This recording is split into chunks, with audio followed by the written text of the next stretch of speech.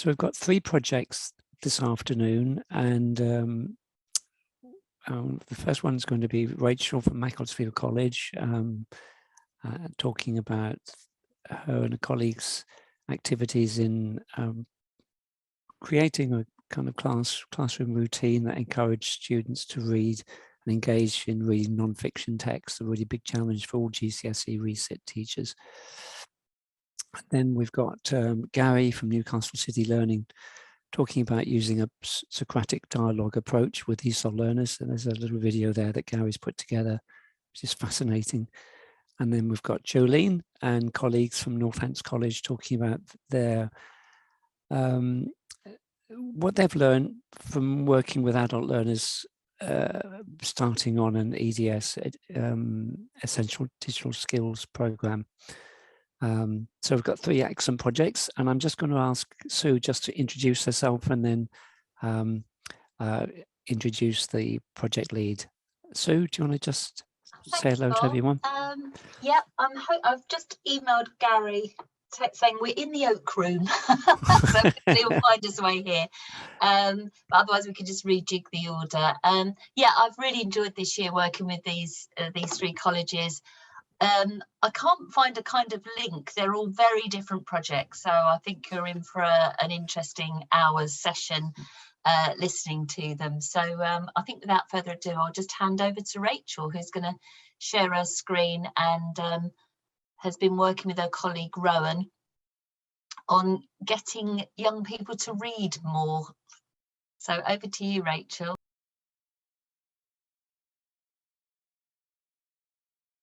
Right, hello, I'm Rachel Hope, and I do, until the end of this today, work at Macclesfield College. As I'm moving on, this is my last day, so this is a good way to finish it off. My colleague Rowan is somewhere lost in the ether.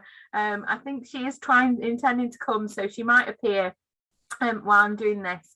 But I can start taking you through. So the title of our project was, as you can see on the screen, Read More, Write Better, Walking in Writer's Shoes and Understanding Perspective. That was our kind of title that we gave to ourselves. Now we're based in Macclesfield College, and you can see it there looking very nice and bright and sunny. It's an FE college. It serves the kind of Cheshire East area, so we get students from places like Macclesfield and Congleton, but we also get some students from further afield as well, because we've got Macclesfield FC have a football academy, so we have some students that come from as far as Oldham and other further out Manchester way. We do have a few that come in from there. We've got around 1,500 learners, and currently at the moment we had 273 this year GCSE English language resit learners. So they're primarily the students we teach in the English department. So our learners, they are studying the AQA English Language Resit GCSE, and they are timetabled for 2 1.5-hour sessions a week. Now, of course, you know, working in HE, we get these students who have already failed their GCSE, they've achieved a grade 3 or below, and we had the extra kind of challenge this year that those grades had been given to them by their teachers.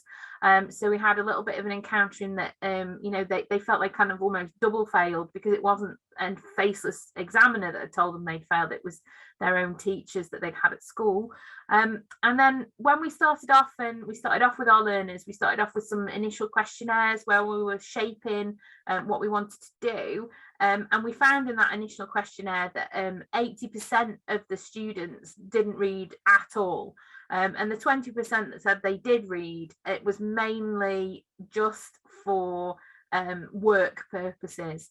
You know, it wasn't that they were sitting down and reading for pleasure, they were reading for, you know, for something they had to do for college. So our issues that we identified were that our students had little to no experience of reading non-fiction texts. And when we were talking about what we wanted to do, we really wanted to kind of skew it towards non-fiction, because that's the area that we felt our students were performing the weakest on. They had no experience of this really, and we also found that a lot of our students that had come to us and like talking to them in depth, most of them, when they had done assessments at school, you know, the big assessments for their CAGs and tags, whatever we're going to call them, they'd done paper 1, so their reading that they'd been tested on, the stuff they'd kind of crammed in before they left year 11 was all to do with reading fiction. So they'd had very little experience of it in the classroom and in their own life. So they lacked a lot of confidence, particularly with reading unseen texts as well. And of course, you know, the examination, it requires them to read quite a lot, over 1,200 words. You know, most texts require reading age of 15 plus. So, you know, they're already facing quite a big issue when they come to us. So we were like, well, how can we encourage them to read? And like a really simple here, this, when I type into Google and I screenshotted what happened in ways to encourage students to read, I got this response: 5 ways to encourage students to read. Number 1, read. Number 2, fill your room with books. Be a role model for your students. And I just thought, for a bit of interactivity and to get you to do something, I thought that we could think, does this actually work for teenagers? And whether you could respond in the chat with you know, a smiley face or a sad face, if we think that actually does work in our experience. And this is where I realized, can I even see the chat? Oh yes, I can see the chat. There we go. Oh yeah. I like the laughing face. Yeah, no. This is what I was hoping would happen. Yeah, I think you're all in agreement there. Yeah, if it was that simple, yeah, they were doing it already, definitely. Yeah, I think that's the thing. Yeah, sometimes it can depend on the book, definitely, and that's something that we will go on to talk about and find out in our study that we did. But you know, it's not that simple. You're right. Not just read. My room is filled with books. The back of my classroom, I've even done it really nicely. So all the spines are in like a rainbow. If you go along each one, going from like red to purple, and they still didn't touch them. You know, I encouraged them to mess up my rainbow, and they didn't want to touch them. So, you know, it doesn't seem to work. It works really well, I think, for like younger children, but by teenagers, when we get them in our classroom, they've already made up their mind that they don't like reading and they don't want to do it. So that was our kind of big kind of challenge. We were like, well, how can we do something that actually might work? So in our project, we thought about I'm late. Hey, Maria. Quarter past now. I thought it was quarter past. That's all right. So we were just talking about our project, Rowan. So we talked about how we wanted to create a reading routine for students with some bite-sized reading material. So not trying to overface them with a whole unseen text, but trying to do something where we could just give them these little reading texts, and we'll show you an example of one later on. What we wanted it to be was a routine, so they did the same thing every time. This made it really kind of quite low stakes. We didn't want to put any pressure on them, did we, Rowan? We kind of asked them the same questions every time. We didn't enforce any writing, although they did sometimes want to write things down just to keep their ideas together. And we really wanted to get the students really involved in the action research process. So from the start, we talked with them about what we were doing and what we were trying to do, and we were quite candid with them, and we found that they responded quite well to getting them involved. And then later on, we'll talk a little bit more about how we tried to get them involved with actually picking out their own text that they wanted to read, which links back to that comment that we had about depends on the book. And we did find some kind of interesting things coming out of that.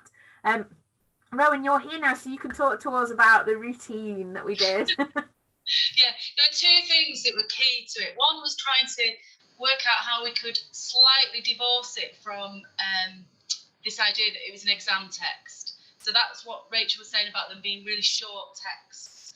And a lot of students get overfaced with the size of the text that they get in exams. So keeping it short, keeping it challenging, so it was something that they would be engaged in, but something that they would equally be interested in, and Rachel will come back to that, about them choosing their own texts. But routine was really important. We wanted to see how we could create a routine that was informal in the classroom, that might then filter through to their lives, short, accessible, bite-sized. So reading for 10, 15 minutes, no pressure, no stakes. We're just going to read it. We're going to talk about it. You don't have to write anything.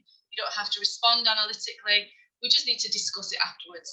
could we then encourage them to replicate that in their own lives? Go home and read for 15 minutes. And the idea being that reading feeds writing, as we all know, and how does broadens your understanding of the world, how does that then impact on them, their lives, their attainment, that kind of thing. But routine was a real key to it. Keeping it low-key, informal, but definitely it had to be repeated every time we met.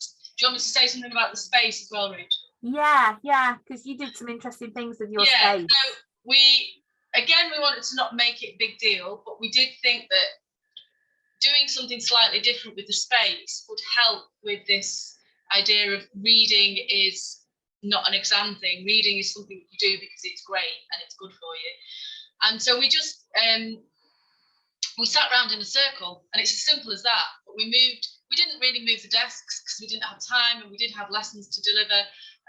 But we would start a lesson, no books, don't read your class books, we just right. And because it became a routine, they knew that on a certain day, Friday, 3 o'clock, 1:30, it wasn't a Friday, we'd come into the classroom and we'd get the text and we'd sit and we'd read the short text, we'd have a conversation, but we'd sit in a circle. So it was quite grown up in that sense. It was like workshopping once they got past the idea that it was story time at school.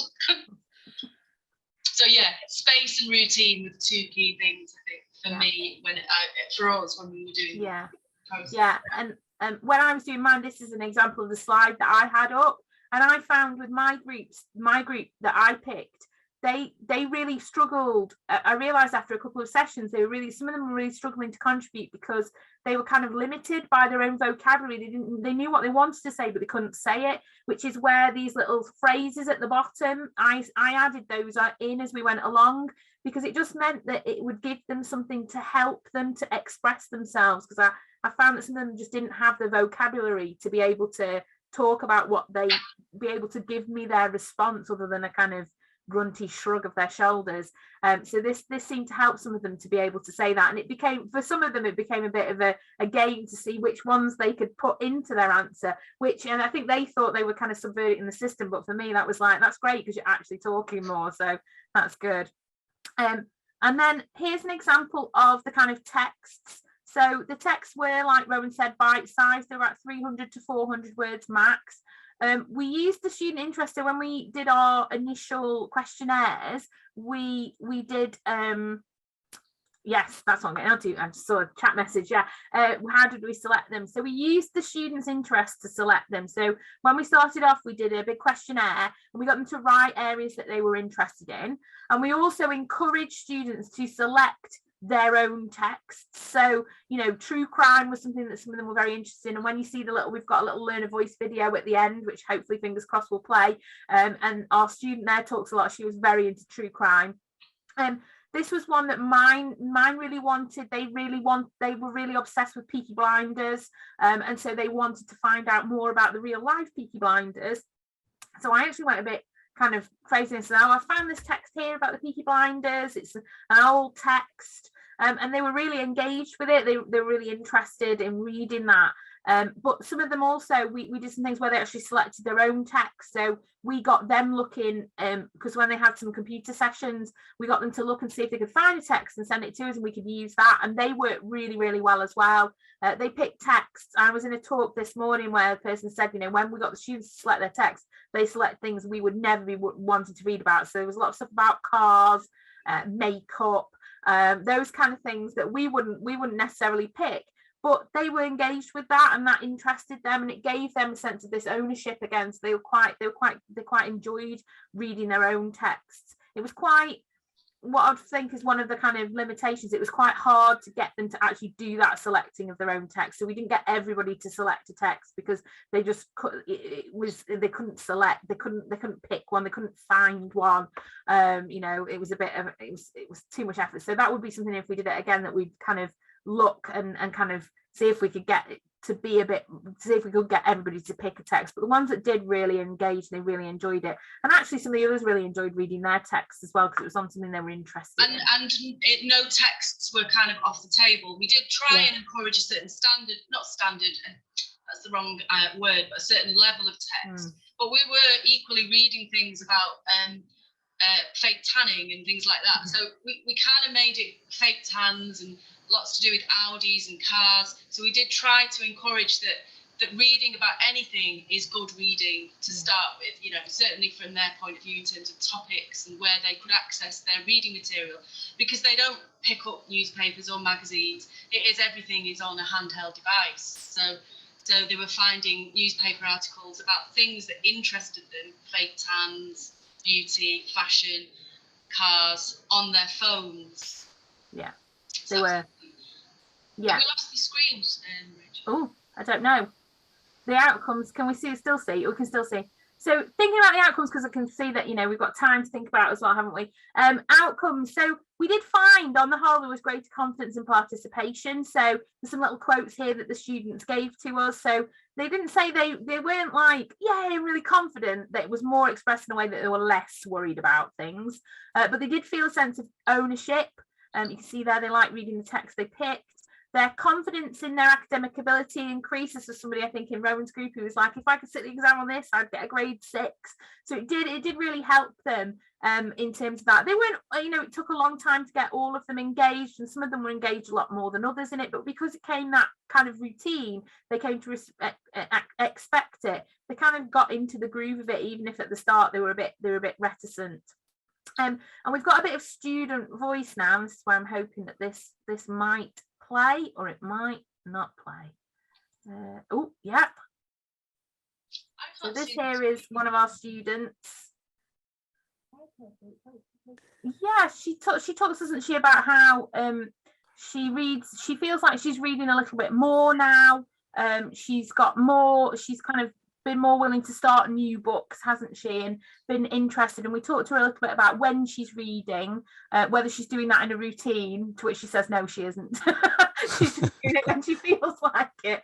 But yeah, she talks about how she feels more confident reading it, and she's reading it in a kind of more, not analytical way, but she's thinking more about what she's reading when she's reading it.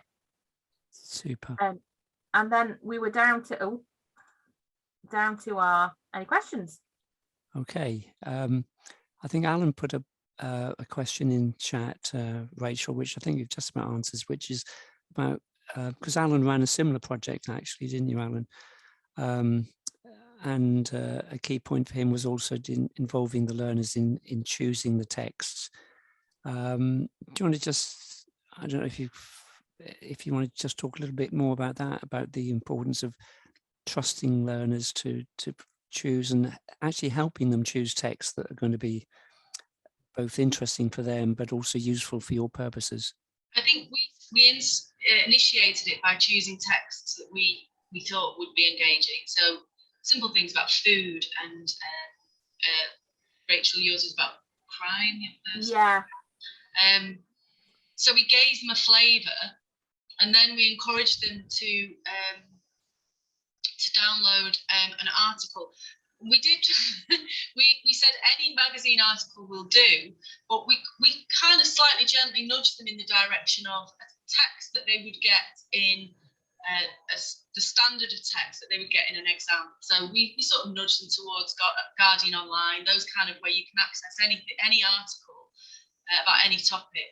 So it started with us initiating and bringing in the articles, and then it transitioned to them downloading and finding articles on their phones, because that was the easiest way to get them to engage with that process of, well, I'm interested in like beauty or fake tans. Do the Guardian have any articles on it? And it was that. So then they would then send us the article. We could print it and take out a small section, distribute that for the next reading session. And so they would read things as diverse as, you know, as the interests within the group. Super. Anyone else like to kind of just put a question, either by switching the mics on or putting something in the chat pane whilst you're thinking? I think that observation that was on one of the slides, where one of the learners said, I could have got a grade 6 if it had been on this text. I think that's a fascinating insight into the nature of literacy, that, you know, if you know about a subject, it's all about prior knowledge and I mean, if you asked me to read an article about rap or hip hop music, I'd struggle to read it and understand it. Yeah. And that's not because I can't read, it's because I don't have knowledge of the vocabulary, the cultural capital around that. So I think people's normal challenge on the approach you've taken is, well, learners have got to read something that's not in their area of interest. But I think teachers often say, well, but you've got to get them started, haven't you? Yeah. I think that's what Yeah. you were doing. I think it's also important to realise that not everyone was as effusive as that learner, and I know that will resonate with Alan, because he was saying something similar this morning. So using words like, well, I feel less, you know, Yeah. or I feel, do you know what I mean? They were really, weren't they, Rachel? In those Yeah. early days, we were like, Yeah. well, okay, they're grudgingly saying it's Yeah. been a little bit useful, but it's taking those small wins, you know, that we're going in the right direction. Yeah. Yeah. Super. Okay. Okay. Sue, if you want to introduce Gary. Yes, so welcome, Gary. I was panicking that you were in the wrong room, but yeah, Gary's project has been really interesting, I think, using Socratic dialogue, which I'm sure he will explain to you, with his ESOL learners, and calling it Thinking Folk. And again, it's starting where the learners are at, having conversations about things that are meaningful to them. So I'll hand over to you, Gary. Can I say that the word Socratic dialogue we abandoned quite early on because people got scared by the word. So that's why we called it Thinking Folk, because people weren't scared by calling it Thinking Folk. And I'm trying to be as authentic as possible. I work in adult community learning, so I'm sitting in a smelly, pokey office in an old, falling down school. So I think that's like absolutely perfect for who I work for. Right, so I'm going to try and share a bit of context before I lead into the project. I've spent the last 3 years with Sunderland University talking to people who work in folk schools around the world, everywhere from India to Denmark. There aren't any in this country. And they're schools that don't have qualifications, really don't like standardization, but the 4 things that you can see on there are 4 things that they really try hard to do. And what I've been looking for is things that they do that I think can transfer into the sector that I work in.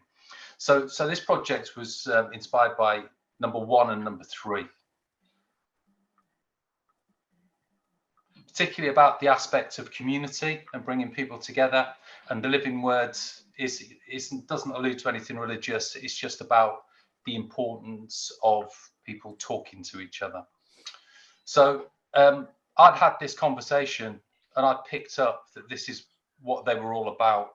So I then ended up, like lots of people, in an online conference, and I heard about adult education and folk schools in Denmark during the pandemic, decided to abandon most of what they were doing, but they put in place some really good ideas, one of which was to get people into Zoom rooms to talk about what they called life's big questions and the things that people were dealing with.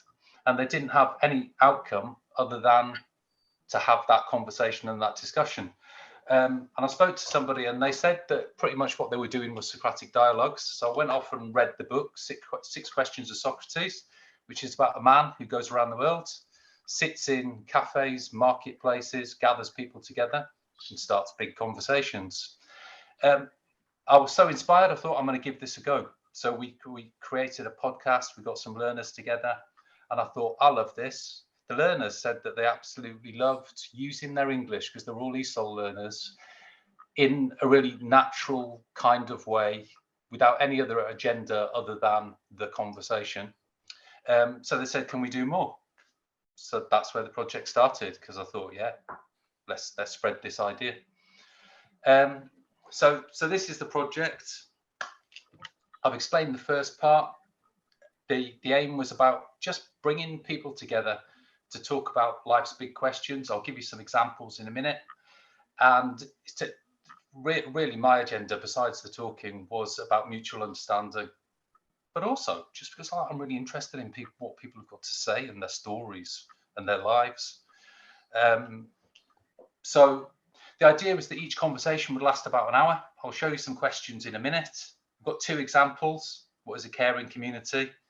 And why is time important? And anybody who teaches ESOL learners in particular will know that the importance of time varies widely depending on which country or culture you're from.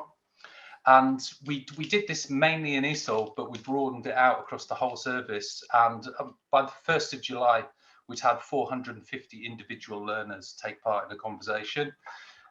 Many of those learners, it was multiple times. We're aiming at, by the time, like close of play, in 2 weeks' time, to have had 1,500 community learning enrolments from this, from this whole project.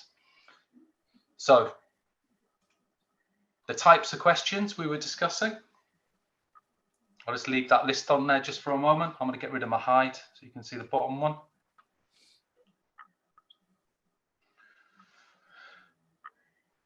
They're all questions that you can't say a definite answer to. That's the whole point. The whole point is that nobody can be right and nobody can be wrong. It's just what you think about it. You do it with a particular structure though. So what I'm going to do is I'm going to come on to the structure, or otherwise, well, lots of people say this is just people sitting around having a conversation, and occasionally people dismiss having a conversation. I don't, but it is done in a particularly structured kind of way. So if I move on to the structure, so steps of the dialogue, like I said, we stopped calling it Socratic dialogues because people thought that it was like almost heavier than it actually is. So that's why we came up with the name Thinking Folk, because we wanted something that kind of alluded to its origins in the folk schools, but also the fact that actually what this is almost like daily, authentic philosophy. Yeah, it's philosophy of just people having conversations. So anyway, so the way that it works is that you gather a group of people together, they have a choice of questions, and they mutually agree which question they would like to discuss. It's then not about giving an opinion. It's about, if, like, say, for instance, I chose the question, what is justice? I would then think back through my own life and my own experience for an example of a time when either I'd experienced justice or I'd seen justice, and I would tell a mini story about that. This comes from an ancient Greek tradition, which is called meutics, which means midwife. So as a tutor or teacher, I'm almost like trying to give birth to the conversation, is the general idea of it.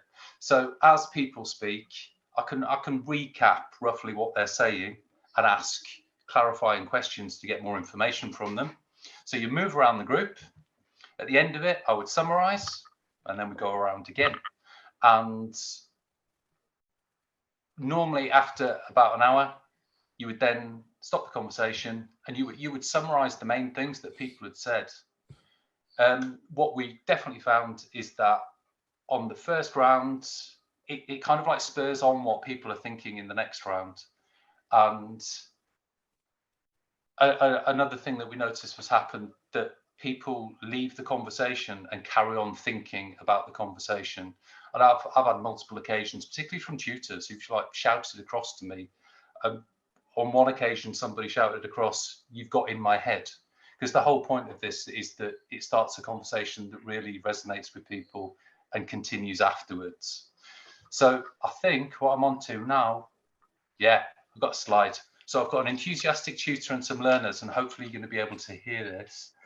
So I'm going to set off this little picture in the corner and then hopefully expand it and then just shout very loud if it's not loud enough.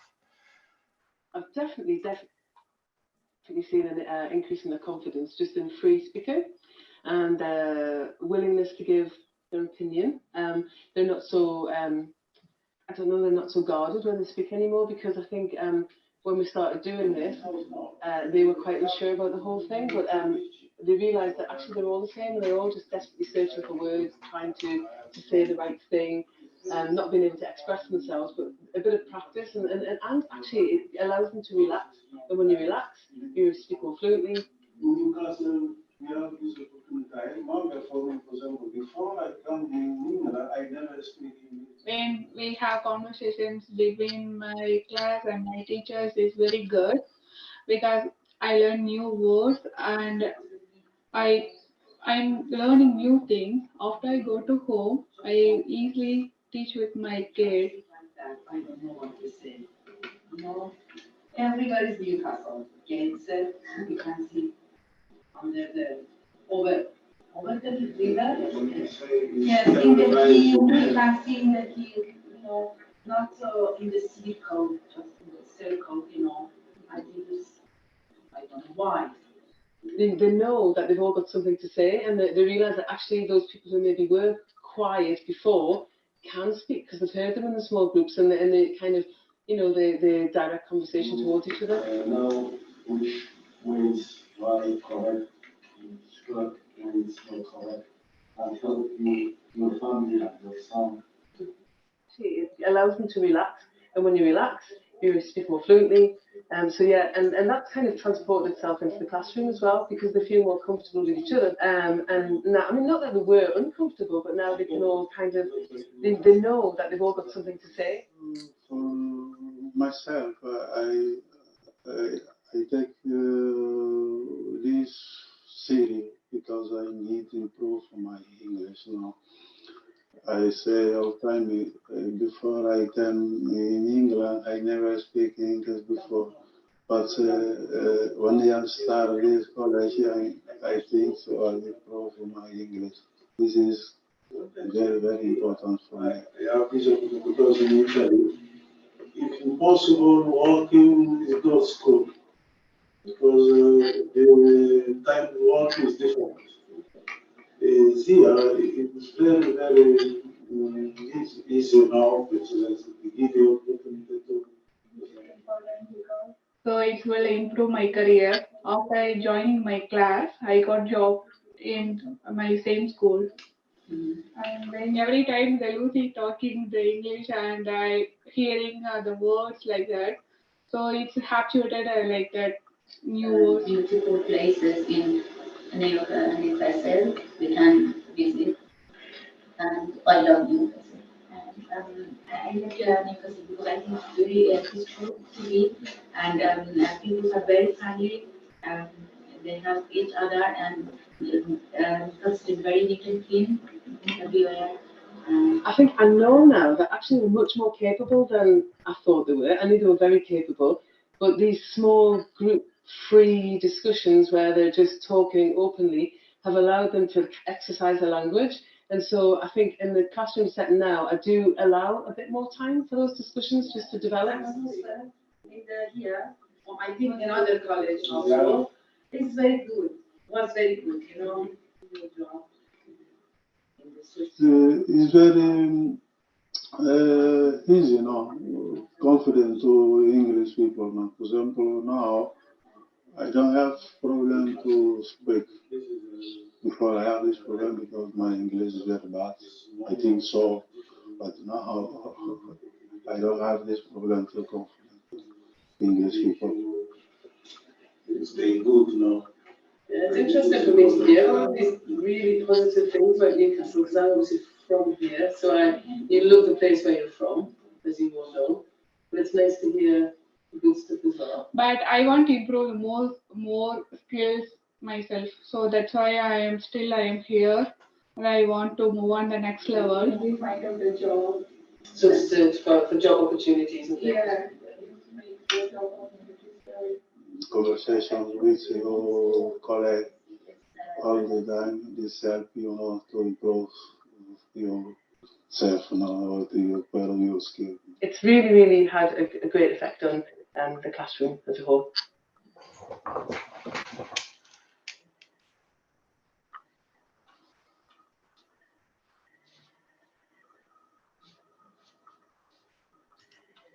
I've definitely seen an increase in the confidence just in free speaking. That's super, Gary. You've got about two or 3 minutes before we take some questions, Gary. Which is perfect because I've got 2 slides left. Yeah, and perfect. Just through those. So I'll go away. Right. I've definitely seen an Right. So I'm going to knock through the learner case study because I think that the last page. This is how we see the benefits. It started off with something that we would try in ESOL, but spread into other areas. But I'm not going to read these word for word. I've just picked out some particular words and phrases. We saw one of the key benefits is around active learning, because they all actively take part in the discussions and the conversations. And we found tutors saying that the learners are coming to them saying, can we do more of that, please? Can we do that next week? What I found out, because I'm not an ESOL expert, is that this is very much about participatory ESOL. And the tutors noticed a massive difference in setting up these sessions where learners genuinely have to throw it all together, and how that throwing it all together has improved their confidence. Because we've got learners from all over the world, sorry, I jumped on a point there. Co-learners, you'll notice that Lucy and sitting, this is like teacher just becomes the learner. This is a conversation between equals. Understanding between people is one of the big reasons why we did it, because we know that people from different parts of the world have different views on things, and certainly I quite often have conversation with learners who don't really understand why we do things the way that we do, or the values that we've got. So it's about mutual understanding between people, and we think that we've achieved that. One thing that I haven't written on the list, and I suppose this is my parting thing, is that we really wanted to improve critical thinking and critical questioning. And what we've noticed is that lots of tutors now are seizing on what they see big questions that just naturally occur in a session. So for instance, I was in a session the other day with a tutor, and a learner said, I don't think that it's fair that some people can pay for healthcare. So the tutor stopped, and that took over the lesson, which is exactly what we wanted people to do, to be able to capitalise on those opportunities. So we're beginning to see that. And we plan to do it all again next year, but even better. I think I'm done. Fantastic, Gary. I mean, if people want to open up their mics or post questions in the chat, that would be fine. A couple of questions for me, really, just prompting you to talk a little bit more. I mean, you didn't just throw your tutors into the deep, you gave them a little bit of training, didn't you, on the approach, Gary?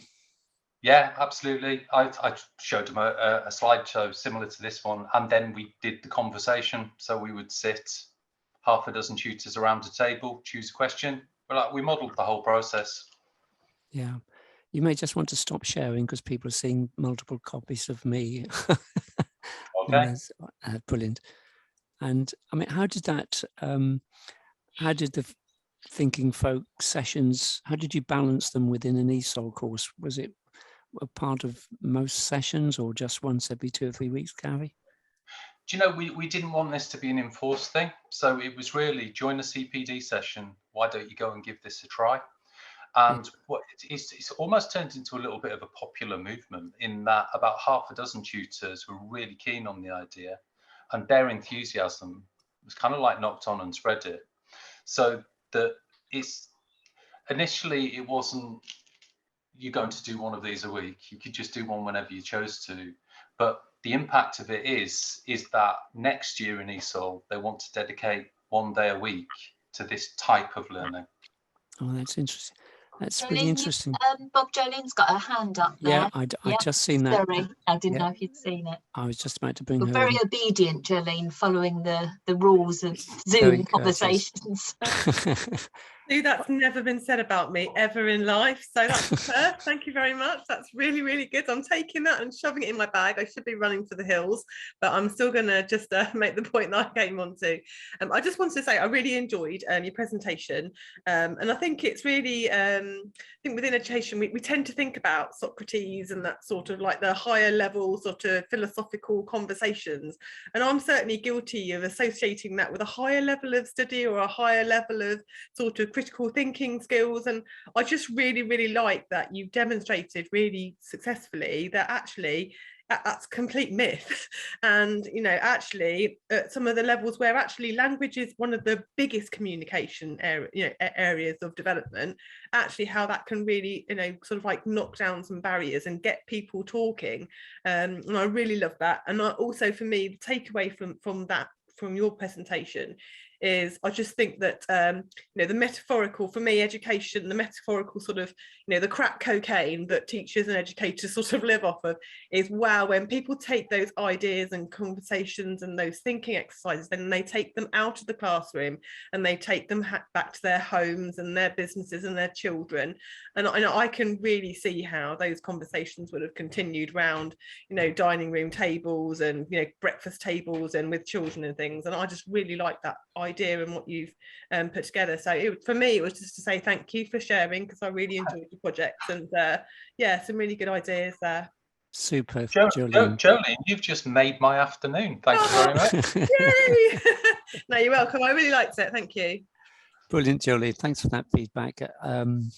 You'll know that there's, in about 20 minutes time, we'll split into breakout groups and given a chance to post some comments and insights and observations in a Menti-based task.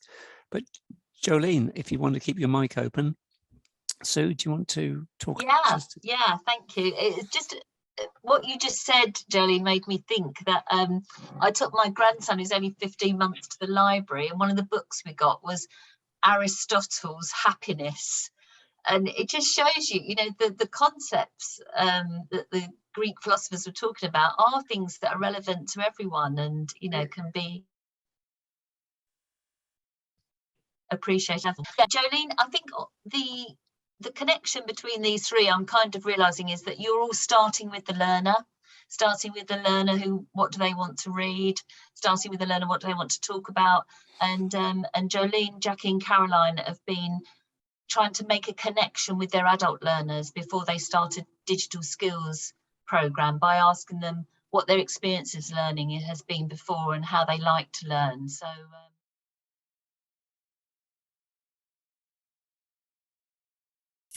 our presentation, so my name is Jolene Swift, and I work for Northampton College alongside my colleagues Jackie Painter and Caroline Rugg, who are also obviously on this call, and it was very much a collaborative project, but they roped me into doing the bulk of the presentation.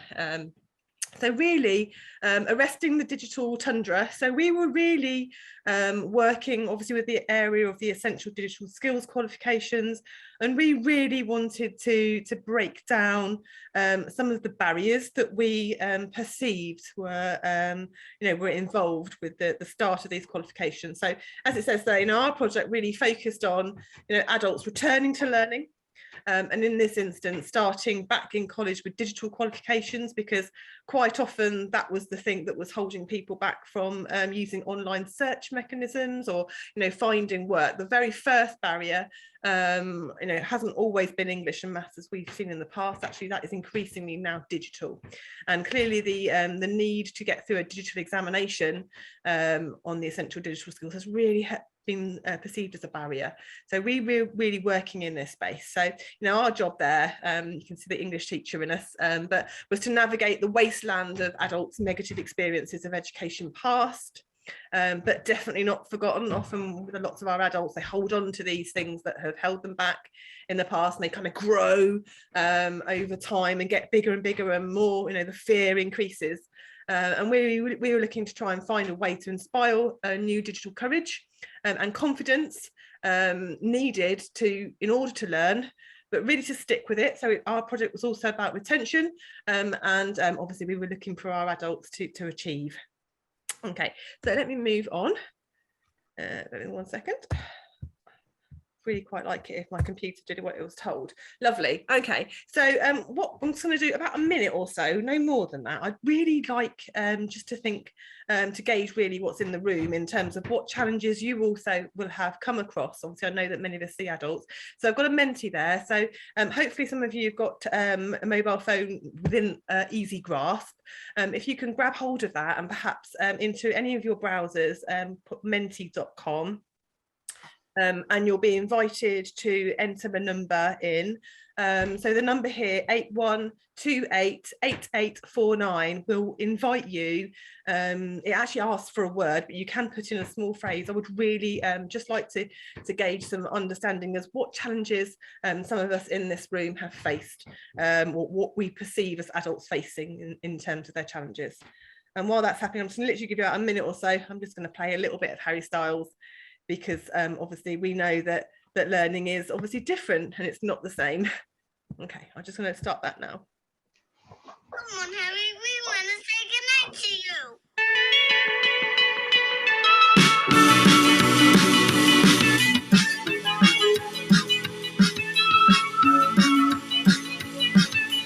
Holding me back, gravity's holding me back.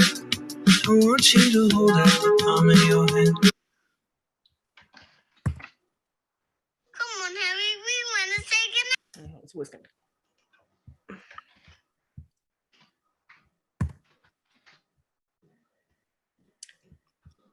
Am I struggling? Are you all still seeing the screen?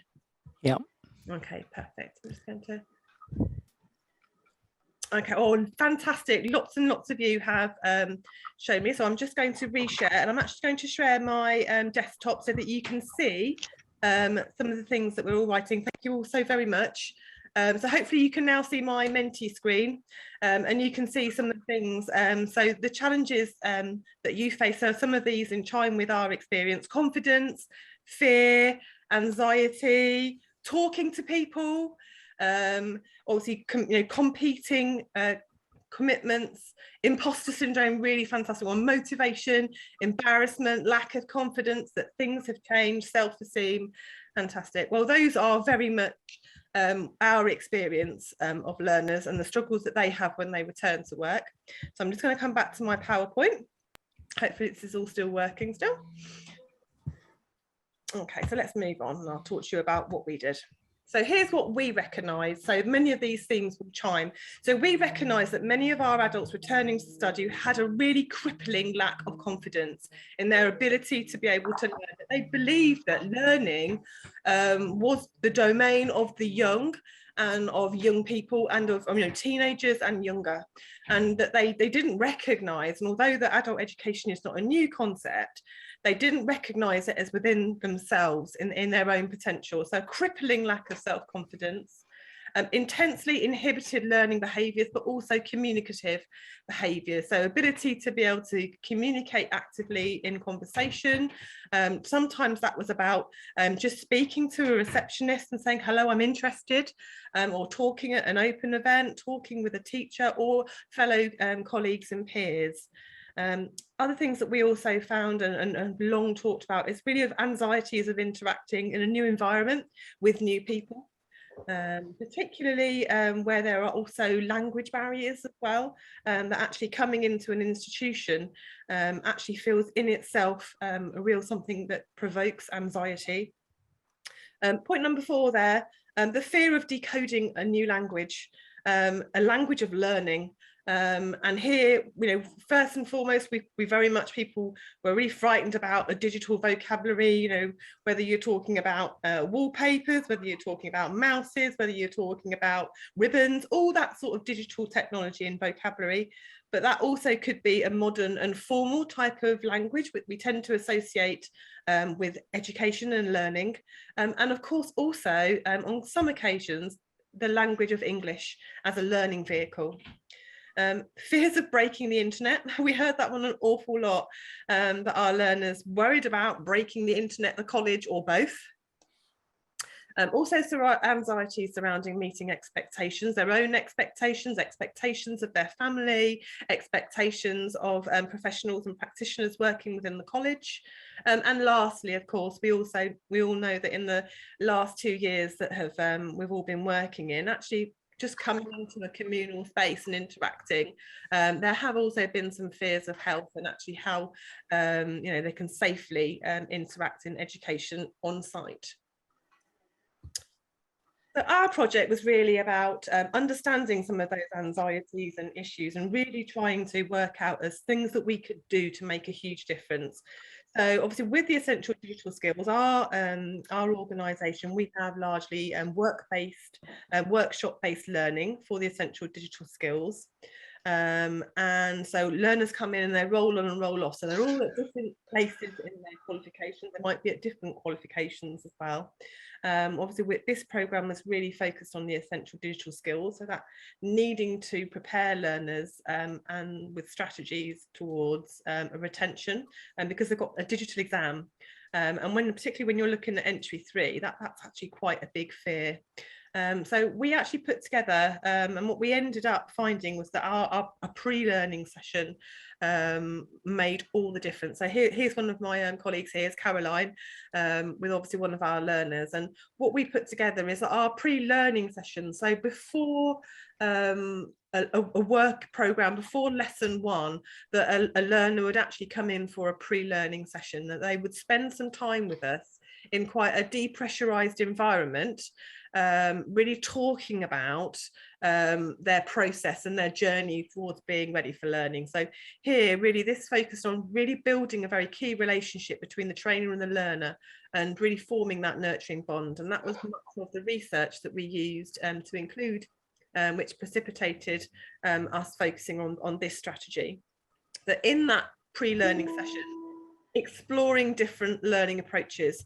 So it was actually having a conversation with an adult to just, to really talk about the fact that there are different ways of learning, and perhaps the ways that they have learned previously at school, or perhaps maybe not school. Some of our adults haven't even had the benefit of having a formal education, particularly if in other cultural experiences, that there are choices surrounding learning, and that they have very much a say in the way that they would choose to learn, and that our job is to facilitate that and try to work with them. And on the same and similar tacks, really to explore different strategies to hold knowledge, and particularly retention. And this really was an area for us which was so important.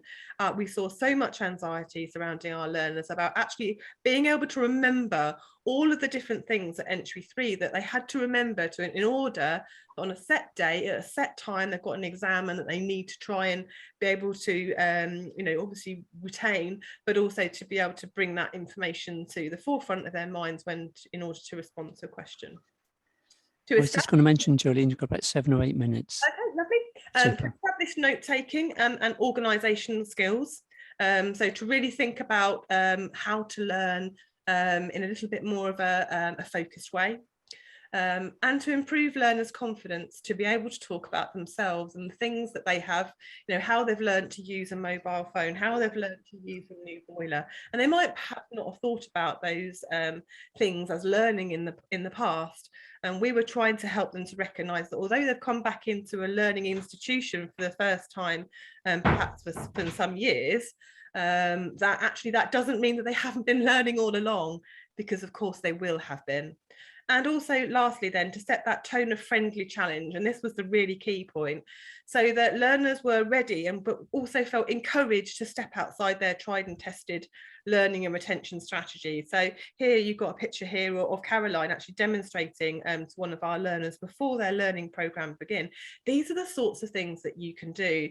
We use things like learning boards, we use cards, mind maps, all sorts of different sort of strategies that have previously kind of been looked at higher levels of study, and we were really looking to introduce those at the outset, and it meant that when the formal learning began, that actually those strategies were then therefore adopted by learners, although they were more willing to try and experiment with things.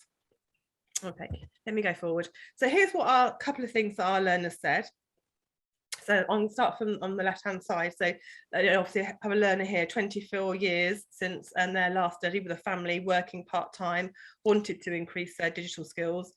Now, I always thought and had made myself feel that I couldn't learn, but now I actually enjoy learning again. And I'm the only person who's been stopping me from learning. And I feel that with lots of things, I'm moving forward and being a bit braver. Here, a second one here, I'll let you read a couple of these. And perhaps I might just play this one. And hopefully you can hear it. This has been the best thing I have done this year. I have gained confidence in myself using computers. I don't now feel anxious about remembering where everything is on the computer, as I know now I can make notes and use other ways what suits me. So there's perhaps a little collection of our learner voice. I do also have, there was one learner that we managed to encourage her to, sorry, 1 second, encourage her to have a recording. So I'm just going to play that now for you. There we go. Yes, the pre-session course was good because I felt like I didn't have to try and remember everything, that I can still, I found writing things down helps me, and so, and I can go back to the cards or the mood board to kind of work out what I needed to remember, and it was somewhere safe in my folder I could go back to. And I felt, and even now going back, I still go back to these, which I found very helpful. Yes, the pre-session course. I'm struggling to accelerate my slides when I say that I once I've played a digital recording. So here's Jackie. Although we always look to spend different individual time with our learners, we've never done it in such a structured way. This research has enabled us to look at their skills when they arrive with us and then develop learning skills and strategies with them. This in turn has enabled them to experiment and take control of their learning. Okay, so that's obviously Jackie. So that's one of the three of us. So it's myself, Jackie, and Caroline. So just following on from what Jackie was saying, although we always look to spend different individual.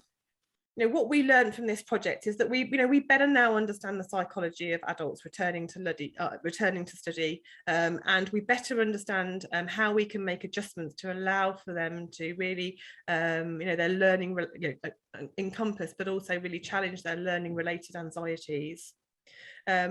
We now understand a new level, the transformative power of the digital curriculum.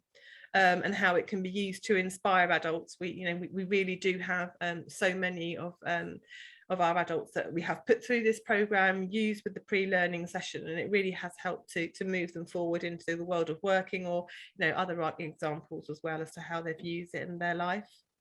But lastly, also that we now really understand that solid bond between practitioner and learner means that learners can and will respond to challenges that they really didn't think that they could.